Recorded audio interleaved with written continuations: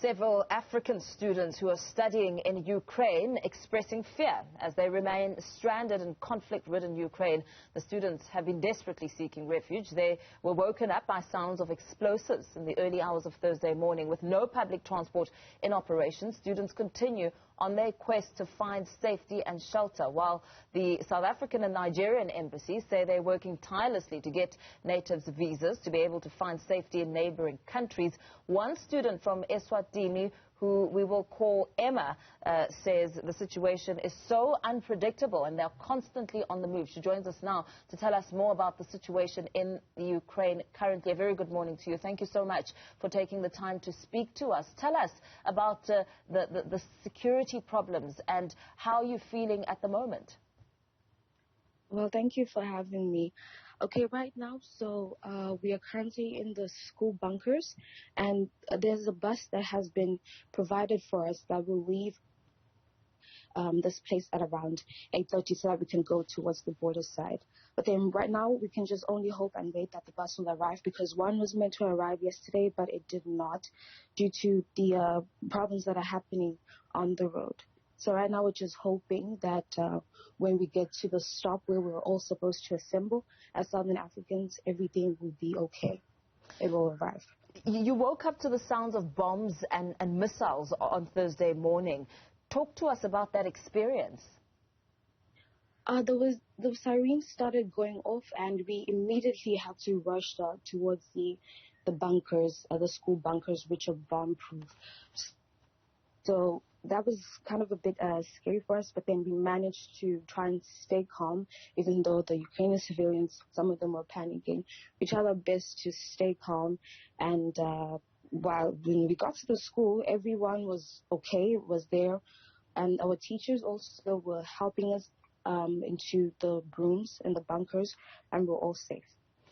So with the tensions and the panic and the fears of being moved from one area to another just to ensure that you are indeed safe, how are you surviving? How are you getting food, and how are you communicating with your family that's really concerned about you back home? The network is on and off, but then whenever we're able to, we can speak to our parents through the open window. That we're able to communicate with them, letting them know about our news, letting them know where we are and everything. And of course, the food prices here have skyrocketed. It's crazy. It's insane. But then we managed to get a few non-perishable goods and some water for us. So that's what we're currently just surviving on right now.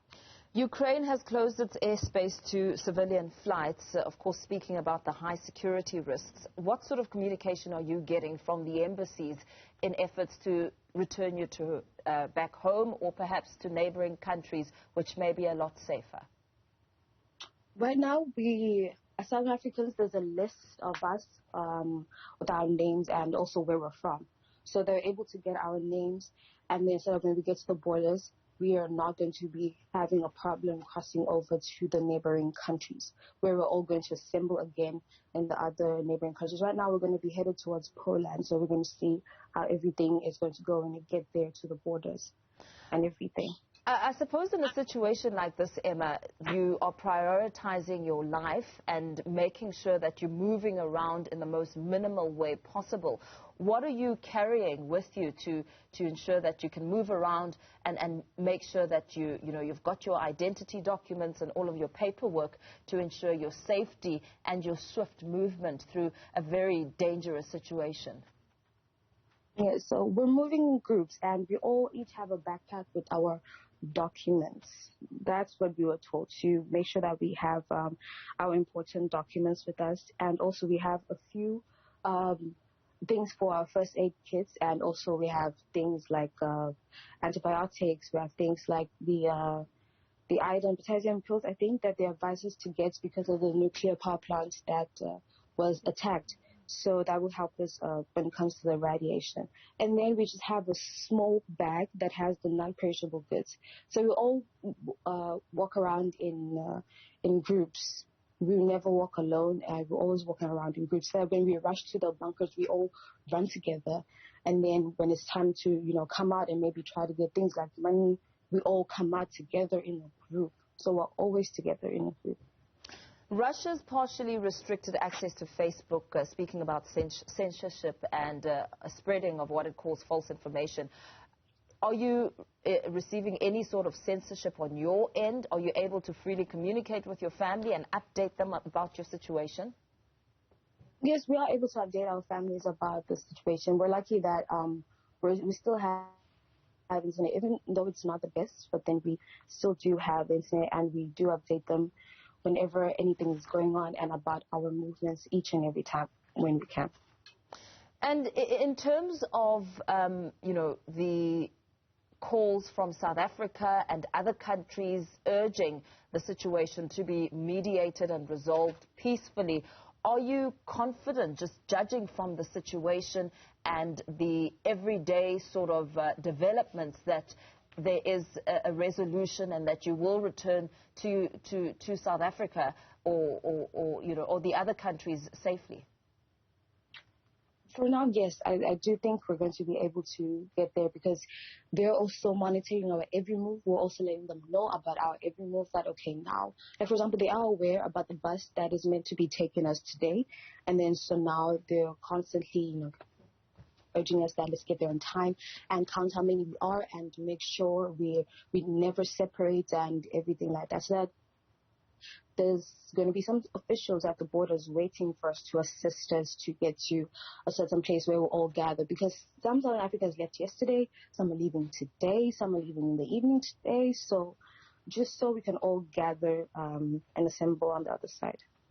Do you know of any African students who may be in danger as you and I speak, or perhaps may have been injured in the tensions? Right now I'm in one city, and there's Southern Africans all over this country. So the ones that have been able to get to the border are from the other parts of the country as well. And then because I'm in this city, I'm only aware of the Southern Africans in this city. But then the other ones are still trying to make their way. For example, there's a city here called Lviv, and we've been advised not to use that way when we're getting to the border, because it is really under attack.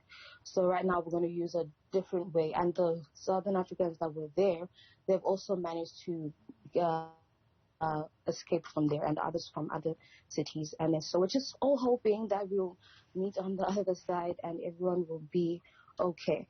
You sound hopeful, you sound at ease, trusting that you will be able to return safely to Eswatini and South Africa and other countries, as a group of students from the continent. What are some of the big challenges that you're feeling, or perhaps some concerns during this process? It's just the traveling on the road, because we're going to be on the road for over 12 hours, and the road is not the best right now. But we're doing our best, to stay safe and to stay calm. We are trying our best to stay calm, because even the Ukrainian citizens are panicking. So how much more us as foreigners? So we're trying our best to stay calm. But of course, once we start moving on the road, it is, I don't even know how we're going to feel. Even though we are a bit scared, because the roads are dangerous. They definitely are dangerous. There's no bunkers along the roads. There's nothing like that. So we are doing our best to try and stay calm. And we don't know what will happen on our way there, but we know that God will be able to protect us. Absolutely. As He always has. Absolutely. Thank you so much for speaking to us. So stay safe, and all the best to you, Eswatini-born student studying in Ukraine, who wishes to remain anonymous in order to protect her identity. We have given her the alias Emma, just to ensure her safety, speaking to us about some of the big concerns and, of course, a very dangerous situation as we continue to watch closely the developments around Russia and Ukraine.